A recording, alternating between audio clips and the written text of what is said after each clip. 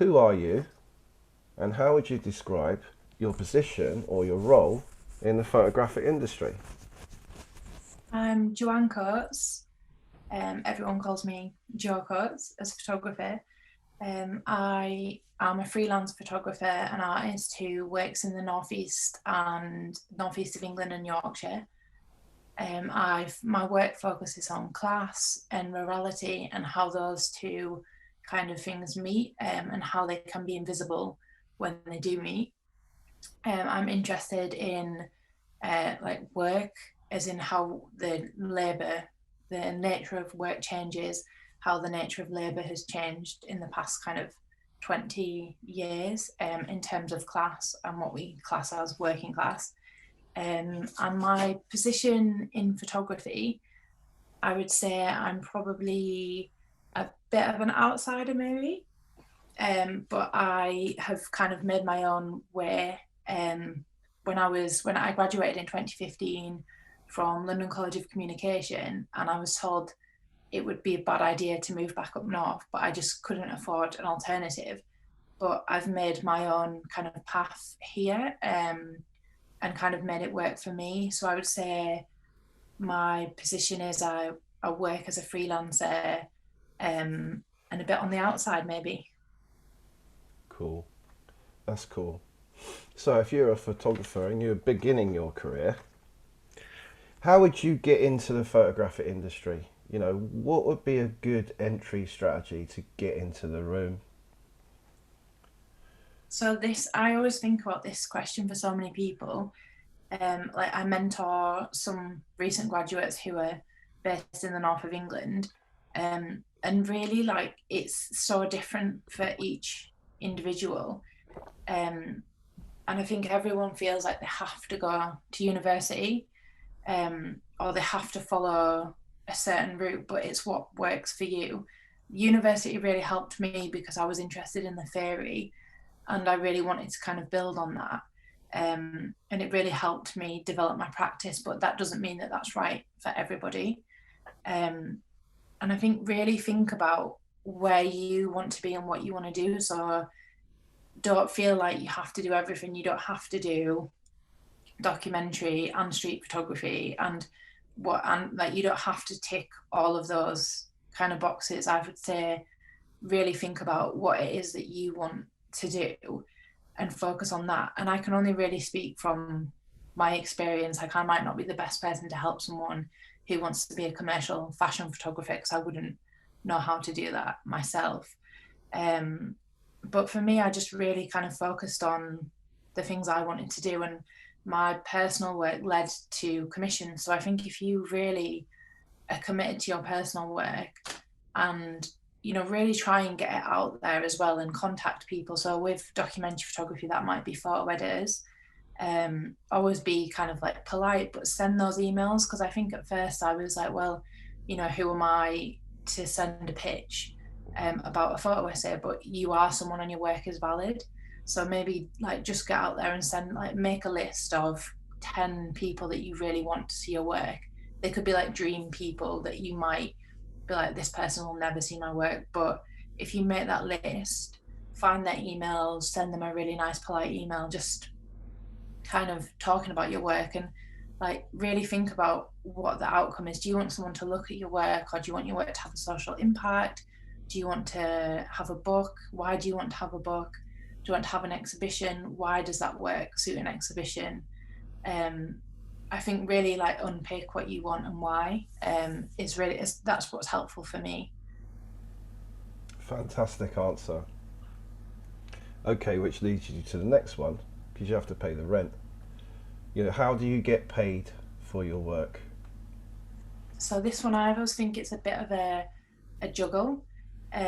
So to get paid for your work, I'm not going to lie, it can be difficult, and it can be a bit of a struggle within the photographic industry. But there are different revenues, and I almost see it like a pie chart.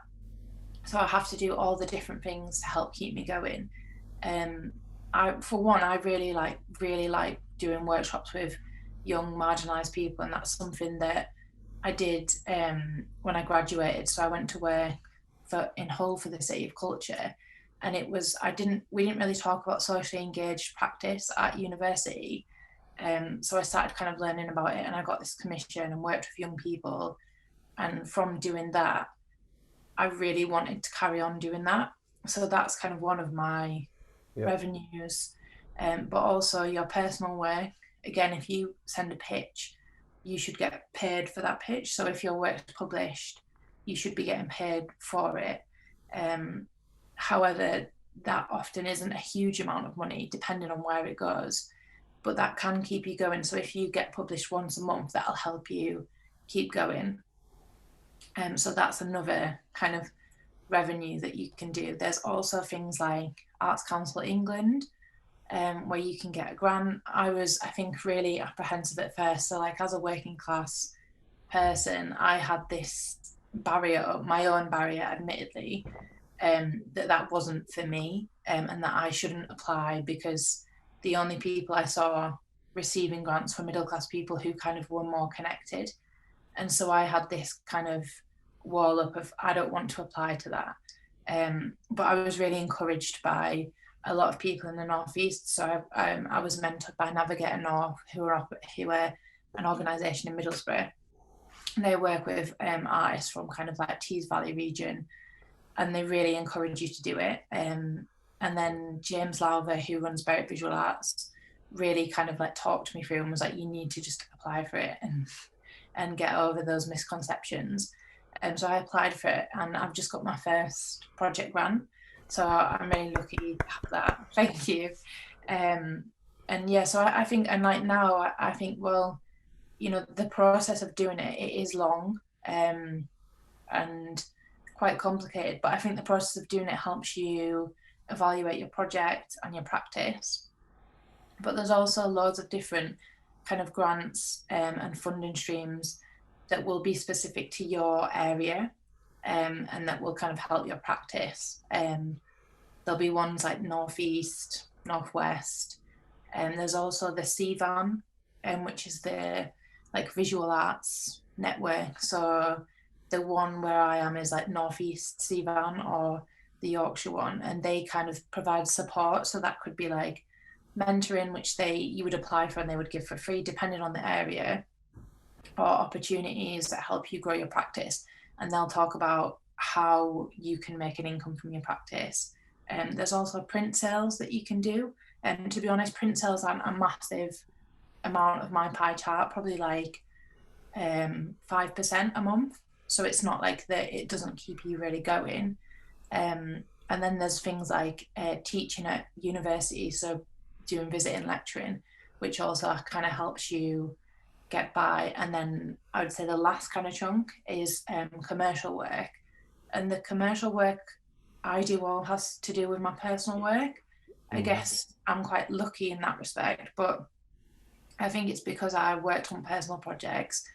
So I did North Sea Swells, which was a project about the fishing industry, and from that got commissions with like NGOs and government organisations about the fishing industry. And kind of when someone has a conversation with you about that, you can really have that talk with them and set what photography can do. So I would always advise, you know, like they might say, oh, we want 10 photos of this, and you can just say yes and go and do it, obviously with your fee. But you could also say, well, this is like my personal work and I really like to work in this way, this could be beneficial to you because I'm telling stories that are quite complex. Are you interested in this? And have those conversations with them. Yeah. And they'll get better work, and you'll also be more happy with what you're doing. So you kind of become a creative consultant to your client. That's cool. Yeah, it is like you. And I mean, like, don't get me wrong, I don't think it's super easy to make a living. Like, when I first graduated, I did loads of kind of like odd jobs. I worked in this like vintage bus cafe. I did whatever I could to kind of keep me going. And photography is really expensive. So, you know, like even printing your work, or you might get an opportunity like an exhibition and you're really excited about it, but then it's like you want this really high quality of your work, and then you have to get it printed, get it framed, transport. and there's a lot of things that maybe you don't get covered for. There's a lot of, like, I guess what you would say is like admin work behind the scenes, preparing for projects, researching, that is really difficult to get paid for. But when you kind of think about Arts Council, that's something that you can write into and start getting paid for. So yeah, it has been probably a slow progress for me to get to the point where I'm like, I have this pie chart and I know those different streams, and some months are good and some months are less good. But yeah, that's basically how I kind of manage it. That's a genius description, the pie chart. A little bit here, a little bit there, which probably answers my next question in a way, because I'm going to ask you, do you need a second job in order to make a living, to supplement your work as an artist, or, do you have to work outside photography to pay the bills? And this question, I guess it's quite a complicated one because there's different routes. So I really wanted to work freelance, and how my brain kind of functions, I really like to be intense with projects and really kind of be committed to them like fully. And I kind of like research, and like if it's documentary project, you have to go away, or you might have to like be at places at unconventional times, or be able to kind of go on different days. So it was difficult. Say if I had a 9 to 5 job, I probably wouldn't have been able to do my practice. But there are people who do things like connected photography, so they might work for like a photography magazine, or they might work for Arts Council, or like an arts kind of, maybe like photo works, someone like that, and continue their practice. So I don't think there's a right or wrong answer. I think it's like what suits you and your personality. So it's like how you work. You might be someone that works better with like evenings, that's your research time, and then you take days off and commit that to projects. And there's a lot of people who lecture, Yep. so they will lecture full time, and because they get quite a big summer holiday, that'll be when they do their kind of core project work, and they'll really research in the time. And they're also kind of refreshed by students, which is a really nice way. For me, when I graduated, kind of had opportunities to finish my work in Orkney, which is the North Sea Swells fishing body of work. I got like a really small grant, and got asked if I would go up there and make that work. And obviously, like, I was just like, yes, because it was such a big opportunity, and it meant that my rent was paid, and a bit of food was paid, and that was kind of it. But I didn't think that that opportunity would come again. So it was like, yes, I'm going to go up there. While I was making that work there, I wouldn't have been able to have a different job. But I did kind of part-time jobs as soon as I was home, did different things. And like kind of gradually over the past few years, I've kind of made it work. And I do think if you are freelance, you do kind of have to be quite proactive. So say if you know that you're going to have a really quiet month, or projects not coming through, like who can you kind of connect with, and just be aware of opportunities. Like look on arts jobs, look on arts news. Arts jobs and arts news are really good ones, or like local, again, like Northeast Seavan will have advertised jobs, so it could be an arts commission. So last year I applied for the Berwick Visual Arts Residency, and you have your rent paid, while you do the residency, but obviously you've got to pay your rent back home unless you just left that place, which most people wouldn't be able to do. You might have family commitments that you have to kind of pay towards, but you know that you're getting a yearly wage, so you can kind of work out around that other work that you might need to do. And honestly, last year, that was like, obviously I was really lucky to have that because of what happened with the pandemic, but that was the first year where I didn't have to work another job. So before that, I had worked, where I am is really rural, so there's not many part-time jobs that you can do. So I'd done relief milking, and what that means is it's milking cows, so it's an agricultural labourer job. But what that means is you do kind of like 4:30 in the morning till 8:30, or you do 8:30 at night till midnight. So you can still do your practice, and those hours wouldn't Yeah. infringe upon it. It's just tiring and like Yeah. Yeah. Yeah. really more, I guess, like that. It's a different type of work because it's quite like physical, um, and like yeah, like your body's tired from it, but you kind of like basically what I'm trying to say is kind of do what suits you. So for me, that really worked because that meant that I could concentrate on my practice in those hours. But it also meant I had something to fall back on. Yeah. That really helped me to get by. And it meant that, I mean, there were still months where I really struggled, um, but it meant that I could at least pay my rent. Yeah. So you could hang on in there. Yeah, and that's the thing. I think never be kind of ashamed of what you have to do, because I think a lot of photographers will do different jobs, especially in those kind of 10 years between graduating and wherever they kind of end up. And there are maybe a lucky few who don't have to do that, but the Yeah. majority will have to do different work. And I don't think there's any shame in that. And I think it should be spoken about more. This is why I'm asking the question. Work is work. Yeah.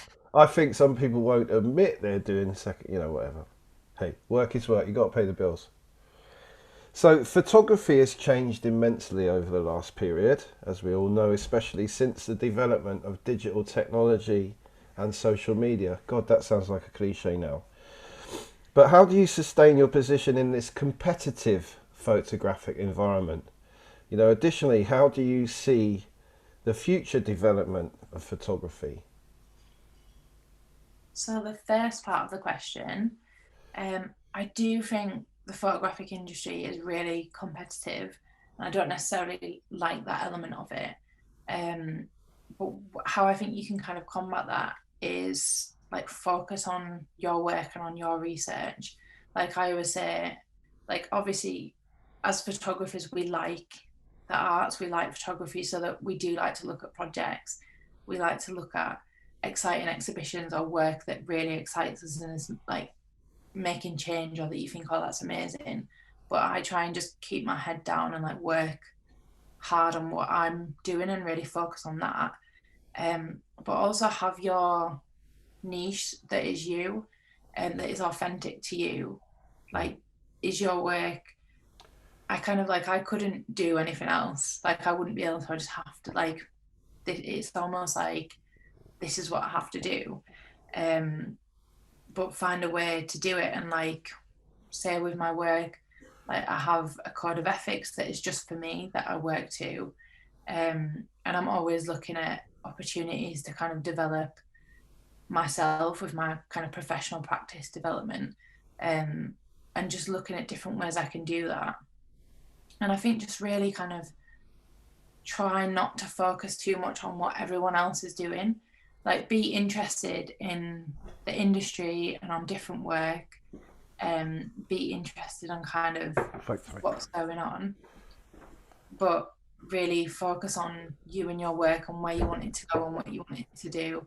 And also, I think something that really helps, or really helps me, it might not help others, is have like a wider network. So I would say I'm not really well connected in photography, or not really like in those circles or areas, but I am friends with artists who work in the northeast in really different spheres, so like installations, embroidery, like different socially engaged artists, and that like their work really excites me, and meeting up with them and having that kind of network.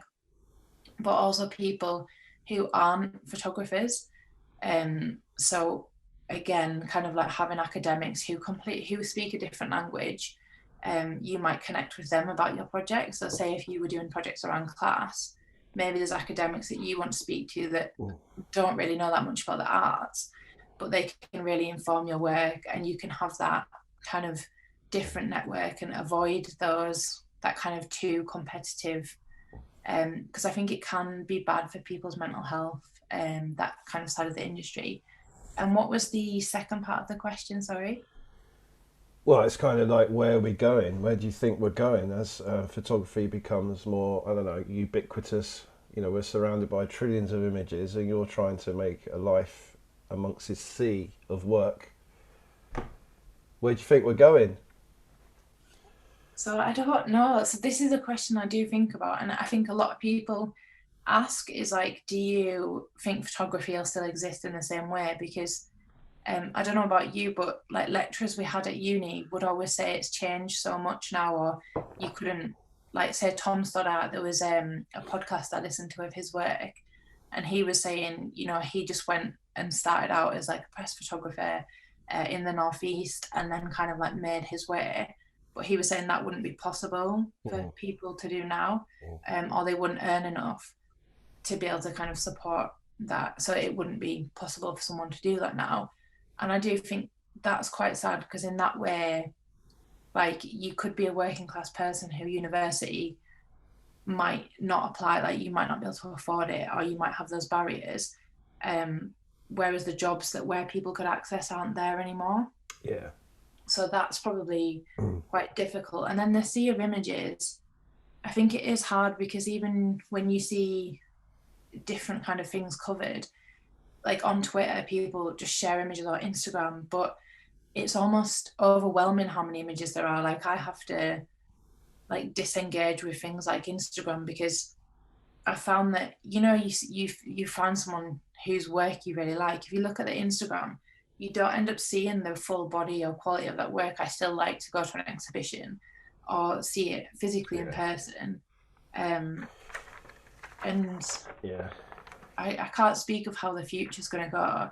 I think it'll probably be harder for people to make a living because like it's so oversaturated with images that, but I still think the qualities of being able to tell stories with your images or make strong images, there is an argument that you can really do that. And in terms of people being able to take photos with their phone and stuff, actually, I never mind too much because for young people, a camera body is too expensive. For a lot of the young people I work with, things like the equipment, they're just a massive barrier. Whereas if they can take photos on their phone and get that visual understanding, it's at least an entry point for them to start photography and do it. And who knows where that could lead. Yeah, it's kind of like, I don't know, you know, what are you pointing your lens at? What are you trying to say? You know, my background is music. This interview not about me, but I feel the same about musicians. You know, some of the artists that I've worked with, you know, Pusha T, Kanye West, whatever, Wu-Tang Clan. These are artists that they're confident about their position and they've got something to say. And it's either you like it or you don't. And it's like you see young artists coming into the industry who are kind of trying to chase the herd and they're getting pulled. And really what you're doing is watering yourself down because, you know, it's all about you as an artist. It's about what you're trying to say. So, you know, I fully support what you're saying. You have to strengthen yourself and your message and your voice and then hope that that's heard. Actually, it will be heard. I completely agree with you because I think if you look at like the artists you've worked with, and you know it doesn't have to be in photography. Like a lot of writers, like I really respect, and I think it's because they've just been true to like themselves and done what they want. It doesn't necessarily have to be what's popular or what's on trend or what's they've done it because they've needed to do it. They have no option. Like that's their artwork and. Like a writer I love is Kit Duvall, and like her writing is about class, but also there's fictional writing as well. She does like short stories, like loads of different stuff. I just love her work. But it's very true to her, and it wasn't what people were saying at the time. Like, she was I don't know, but she was probably advised not to do that because it wasn't on trend. And she's one of the best writers in the UK, in my opinion, today.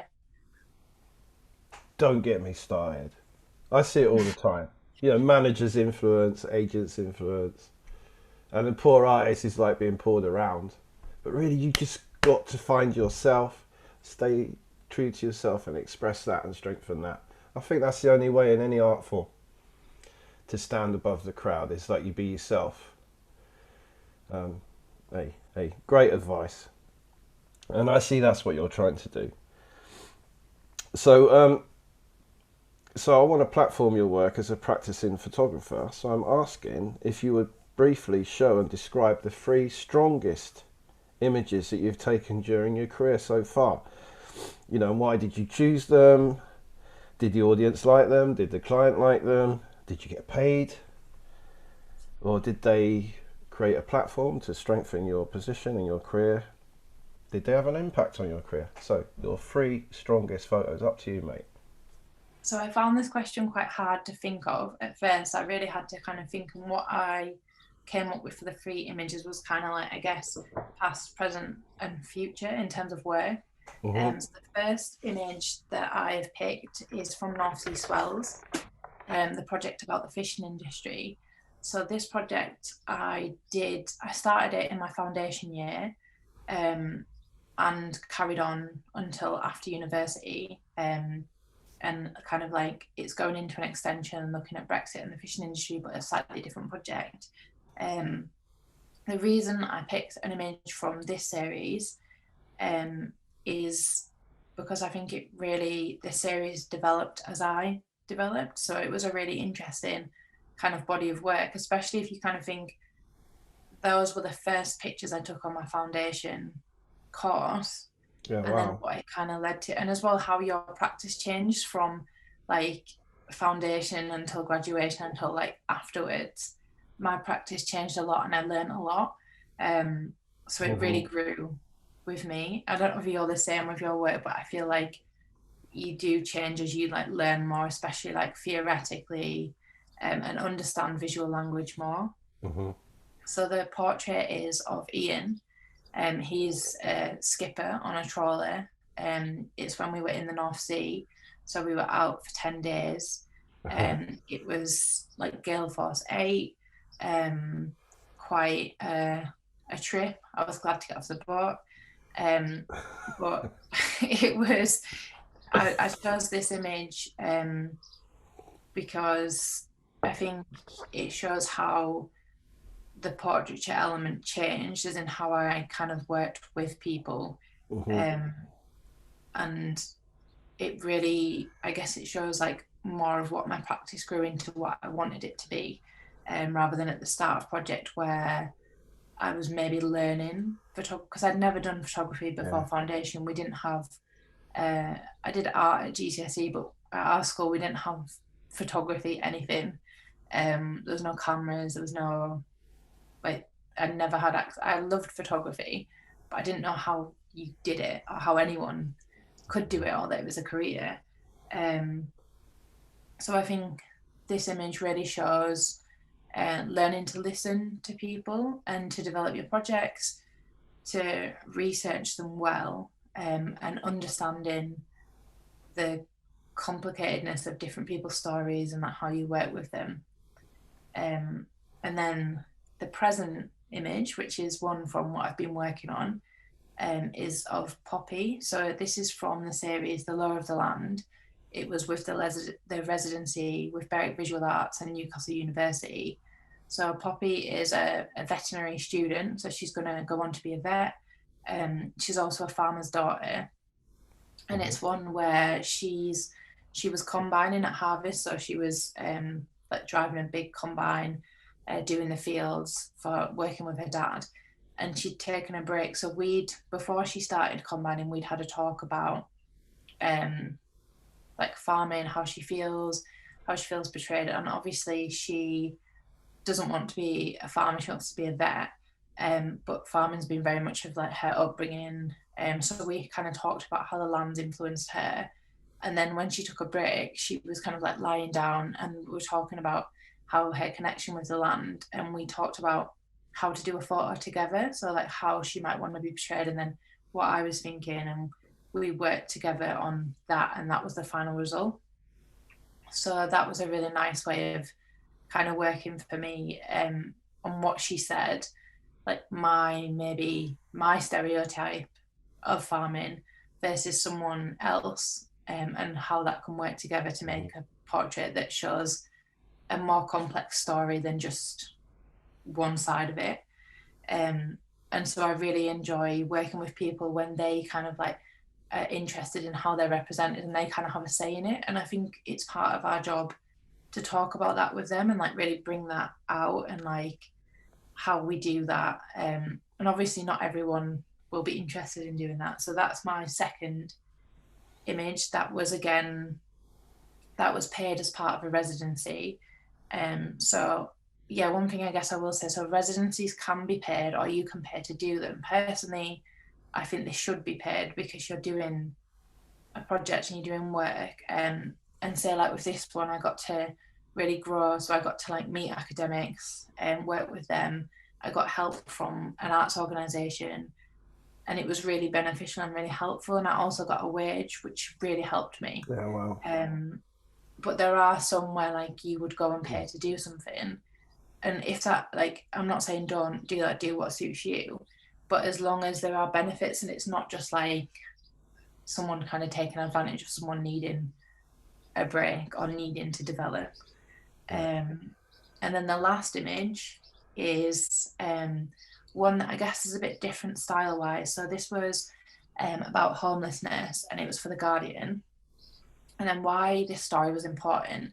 So this was during the pandemic, but at 16, I'd been homeless and I really, throughout studying photography, I really didn't like the way homelessness was photographed because I always feel like that might be a certain point in someone's life where they're really vulnerable and it's can often just be taking advantage of that situation. Yeah. But like asking them in 5 years, if they do end up having a different kind of life, do they still want that picture of them to be how they're seen on the internet? Or if you put their full name, that's going to affect their prospects maybe, or that'll be what people see. So really kind of thinking about that. And then with this project to pitch it, so I had to kind of, so the Jonas Centre is near where I live, and I kind of know the people who run it, just because it's a rural community and having conversations with them. So I had to pitch it before I could do it, because we're in a pandemic. But I also had to say it's important that people are anonymous, which is kind of really hard when you're pitching a story about people because you can't, you're saying like, I want it to be really about people, but they're not going to be photographed. So you don't have like a protagonist for your story, which is kind of difficult. But I was lucky. So Fiona Shields from The Guardian took the story on and let me have the people anonymous, which was great of her to take that risk. And it meant I could work in a different way. And again, a slightly different style to my other work maybe, but it was really important. That story was really important to me personally. And also at the time, because I felt like people were kind of not focusing, that everyone was kind of talking about helping each other, but there was still a big group that weren't being helped by people. And that I thought was really important to at least have their story, their words out there. So those are the 3 images. And yeah, the Guardian one was paid. So again, you can pitch a story and look for the right person to email. Don't be afraid of doing it. Be polite. And yeah, it took me like 3 years after uni to even feel that I could pitch. But like, that's just because I wasn't confident. But I think go out there and be confident, like hold your head up high and believe in your work, because it's only to your detriment. Like other people are going to be doing that and they're not going to care about someone saying no. So just believe in yourself and do it if you can. I love that Guardian story because it does illustrate your growing confidence. It wasn't a pitch, was it? It was demand. And you fought for it. And you defended your position. And eventually the client facilitated that work. So respect to you for doing that. No, thank you. That's so cool. Okay, so if you had a few sentences to give to a student or a young person entering the photographic workplace, what would be your sage advice? Or, what would you say to them? Again, this is another question that where I was like, this is really difficult to answer because it depends. But I would say, don't be. So one piece of advice I was given. So I'm kind of like giving someone else advice. So this was by Steve McLeod, who is an artist, and he also works at Metro as a manager, running. So Metro is a print company based in London. Hmm.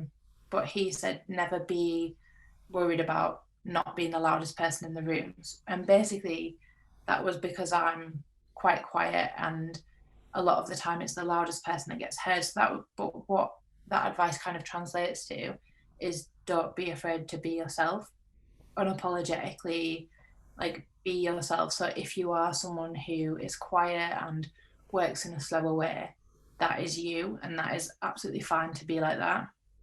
And I think adjust things for yourself. So like for me, when people say, oh, it's really important to network, I'm not someone who like would flourish at like a private view situation. Like that is not my comfort zone. But having a coffee with someone is my ideal thing. But make it work for you. So whatever your personality is and what your kind of ways of working, and say, don't be afraid. Like you might have a disability or you might have barriers to access. If you tell people about that, you could say it's much better if we have a coffee because it's really difficult for me, or Yeah. like explain those barriers. And obviously again, like in a polite way, but explain those barriers and people will want to help you. And I think that's the overall thing. The photography industry can seem like a very difficult place to be in, but there are some like really amazing people who want to help you and want to see you succeed. Yeah. Yeah. Lift as you climb. Exactly. People lift you. You lift other people. Yeah, genius. Okay, great response. Right, so that kind of ends the formalities, if you like. It's just one more question. Like, you have the mic. Is there anything you want to say? I guess I would say, and this would be more for any kind of marginalized groups that may find it harder to make their way in photography, is that there is a space for you and their stories, and for people who might commission them or think about like what support they need, because they might need more support to get into opportunities, or like it might be harder for them to do a commission because they don't have the necessities to do it. Is really, there is a space for those stories, and it's so important that they get told. There's obviously a lot of different marginalized groups that I'm talking about in the UK photography scene. And I think it's really important that those stories are getting told, because if they aren't, we're missing out on such a like wealth, a great pool of talent. And it would just be a massive shame if those stories didn't get told and didn't go forward. So for the photographers who are kind of coming up and maybe coming across barriers and finding it hard, I think remembering that their stories are important and that no one else can tell them the way they do, for one. And then maybe for two, for people who have the opportunity to commission or help people or create opportunities, really kind of think about what the people need. And like, I don't think it's enough to necessarily be like, here's a commission that's just for like BIPOC photographers or just for working class photographers or disabled photographers. Think about what those groups might need to help them. Like, is it a mentor? Is it additional funds? Is it, what is it that that group needs specific to that situation? Yeah. Do they need a translator? There could be like a multitude of things. But yeah, it's a complex situation. So really talk to the people you work with on both sides and think about what they need to tell the best story that they can. Well, thank you, Joe. I think, as I said earlier, I've been following your career for, I don't know, half a dozen years or so. I've seen you rise in, and more power to you. It's very inspiring to talk to you, and I just want to say thank you and best wishes. Thank you so much for talking to me.